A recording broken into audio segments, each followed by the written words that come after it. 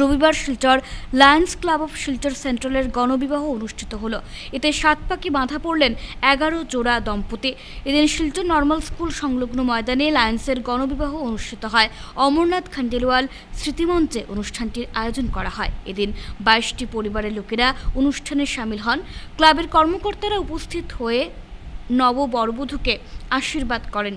এ নিয়ে বিস্তারিত তুলে ধরেন লায়ন্স ক্লাব অফ শিলচরের কর্মকর্তারা। আজকে লায়ন্স ক্লাব শিলচর সেন্ট্রাল কর্তৃক আয়োজিত 20তম গণবিবাহ অনুষ্ঠান সমাপ্ত হয়েছে।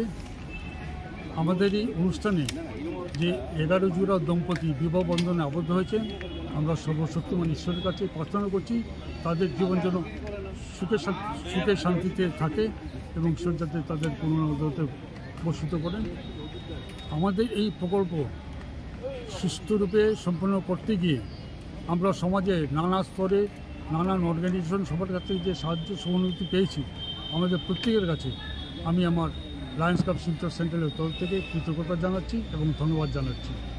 আজকে এই মেগা ইভেন্ট করতে গিয়ে আমরা শিলচরের এই যে পাত্রপাত্রী ওদেরকে যে সাজ পোশাক পরানো, শিলচর যেটা বিউটি পার্লার অ্যাসোসিয়েশন তাদের সদস্যরা যেভাবে এসে আমাদের সাহায্য সহযোগিতা করেছেন এবং আমাদের লায়ন্স এবং লিও ক্লাবের যে মহিলা সদস্যরা যেভাবে আমাদের এখানে পাত্রীকে সাজাতে চেষ্টা করেছেন এবং বিবাহের কুঞ্জ এবং বিবাহ অনুষ্ঠান সম্পন্ন করতে যেভাবে চেষ্টা করছেন, তাদের প্রত্যেককে আমি জানাচ্ছি আন্তরিক ধন্যবাদ এবং কৃতজ্ঞতা।